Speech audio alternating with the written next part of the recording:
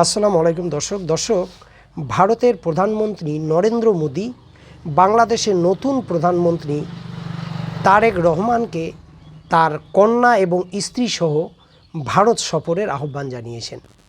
এবং আপনারা জানেন যে এই তারেক রহমান যখন নিরঙ্কুশ সংখ্যাগরিষ্ঠতা পেয়ে বাংলাদেশে বিজয়ী হয় তখন এই ভারত কিন্তু তড়িঘড়ি করে তাকে অভিনন্দন জানিয়েছিল। তো দর্শক, এই যে তাকে অভিনন্দন জানানো এবং তাকে সপরিবারে ভারত সফরের আহ্বান জানানো, এই যে বিষয়টা, এই বিষয়টার মধ্য দিয়ে আসলে ভারত বাংলাদেশকে কি বার্তা দিতে চাইছে এবং এই বিষয়টাকে বাংলাদেশের জনগণ কিভাবে দেখছে।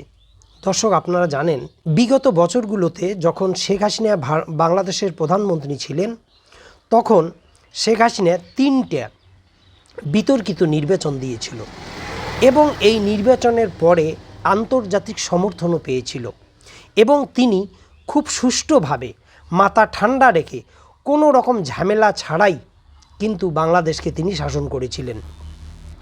এই যে বিতর্কিত নামমাত্র নির্বাচন করে তিনি যে বারবার ক্ষমতায় এসেছিলেন, এটার পিছনে ভারত সরকারের, বিজেপি সরকারের একটা মদত ছিল বলে বাংলাদেশের জনগণের একটা বড় অংশ কিন্তু এখনও বিশ্বাস করে।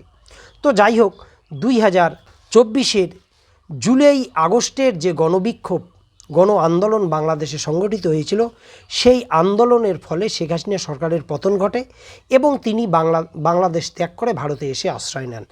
এই যে তার ভারতে এসে আশ্রয় নেওয়াটা, এটাকেও কিন্তু বাংলাদেশের জনগণ খুব একটা ভালো চোখে নেয়নি। আপনারা এটাও জানেন যে এই যে শেখ হাসিনার পতনের পর যে অন্তর্বর্তীকালীন সরকার বাংলাদেশের ক্ষমতায় বসেছিল, এই সরকারের সঙ্গে ভারতের সম্পর্ক কিন্তু একেবারে তলানিতে গিয়ে ঠেকেছিল। ভারত সরকারের অভিযোগ ছিল যে এই অন্তর্বর্তীকালীন সরকার অর্থাৎ ইউনূস প্রশাসনের আমলে বাংলাদেশে ব্যাপক আকারে সংখ্যালঘুদের উপর নির্যাতন করা হয়েছে।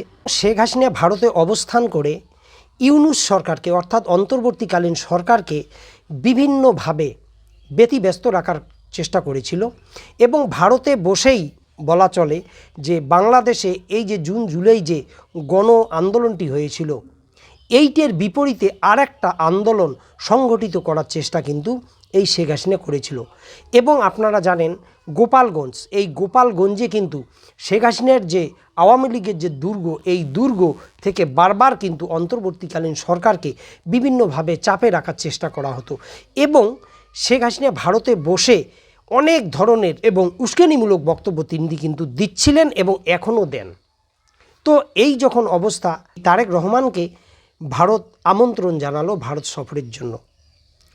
আপনারা জানেন এই অন্তর্বর্তীকালীন সরকার যখন বাংলাদেশে ছিল তখন ভারতের পক্ষ থেকে বলা হতো যে ভারতের সঙ্গে বাংলাদেশের সুসম্পর্ক তখনই গঠিত হবে এবং ভারত তখনই আগ্রহ নিয়ে সম্পর্ক তৈরি করবে বাংলাদেশের, যখন বাংলাদেশে একটি নির্বাচিত সরকার ক্ষমতায় বসবে। তো দর্শক, এখন বাংলাদেশে একটি নির্বাচিত সরকার কিন্তু প্রতিষ্ঠিত হয়েছে, কিন্তু এখানে আরও অনেকগুলো গল্প আছে।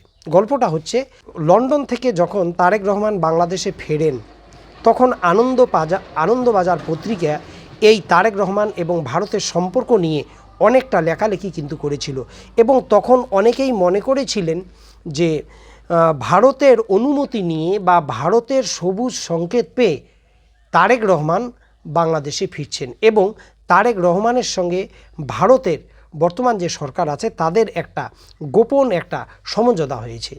তো দর্শক, এই যে ভারতের তারেক রহমানকে আমন্ত্রণ জানানো, এটার মধ্য দিয়ে ওই যে আনন্দবাজার পত্রিকার যে লেখাটা, সেটার সমন্বয়েও কিন্তু অনেক বাংলাদেশি কিন্তু খুঁজে পাবে।